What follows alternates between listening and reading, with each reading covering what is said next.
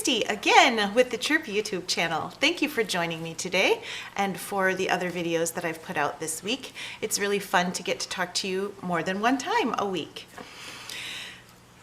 Are you doing okay? Are you doing some good care for yourself? Are you hunkered down and well? I hope so. We are well here, although I did not post yesterday because I was really weird and out of sorts.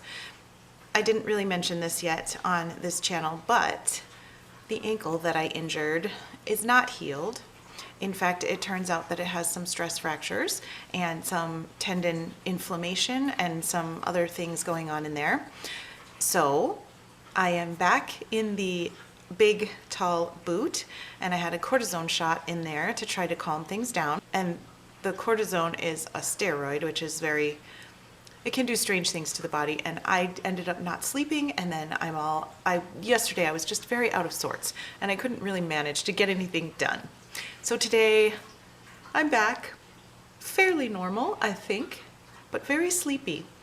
And so you may notice some of that, but maybe not. Maybe I will seem perfectly well.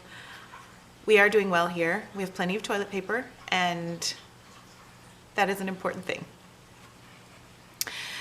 Okay, now that we have done our little preliminaries, I'm going to remind you that your homework has been to arrange a playtime of 15 to 30 minutes with your kid where there are no distractions, no television, no phone, no music, just you and your child playing something that is of interest to the child. This is not you deciding what is going to be done. This is not you saying, let's paint. This is you following the child's interest. So perhaps the child is on the floor pushing a car back and forth, and you join that activity. Perhaps the child is wandering around the room just happily flapping his hands. You join him in that activity. There's always a way that we can make an activity more engaging. There's always a way that we can make an activity more social and where we can take what the child is doing as purposeful.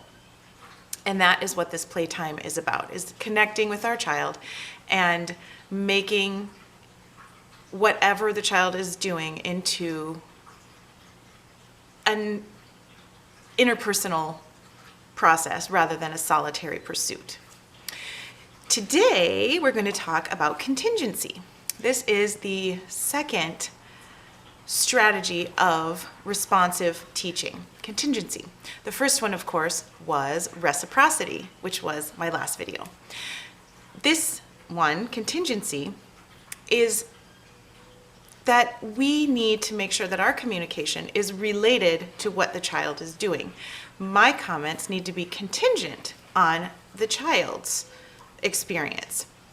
If the child is running around flapping and I'm saying, come over here and play cars, that is not contingent. That is completely different. It's a totally different area. Contingent means it's related and it is built upon what the child is doing.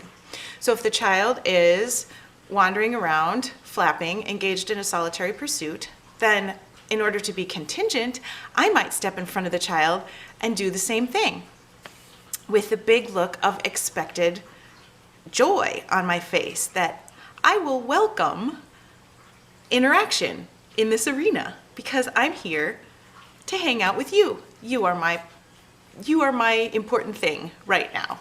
My primary objective is to interact with you in a way that you find enjoyable and in a way that I am coming into your world a little bit more in order to pull you out into my world a little bit more.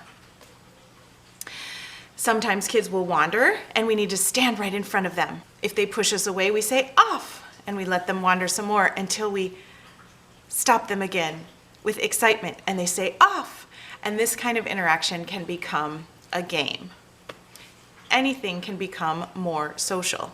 I had a kid who really liked to play in the water when he would go to the bathroom and then he would wash his hands, except he didn't want to turn the water off. And then he would play in the sink and he would play under the water, kind of splash it around a little bit. And this was a very sensory experience for him, but it was a solitary pursuit. It wasn't social, it wasn't interactive.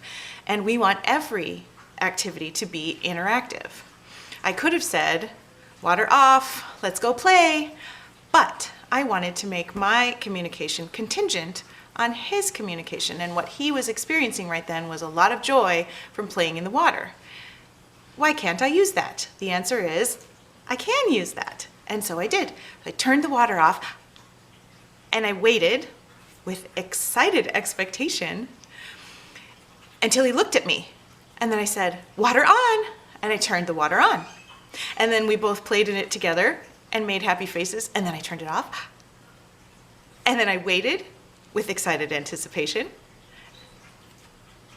And he looked at me, and then this time he said, water on, and then I turned it on. So we made this into a social event.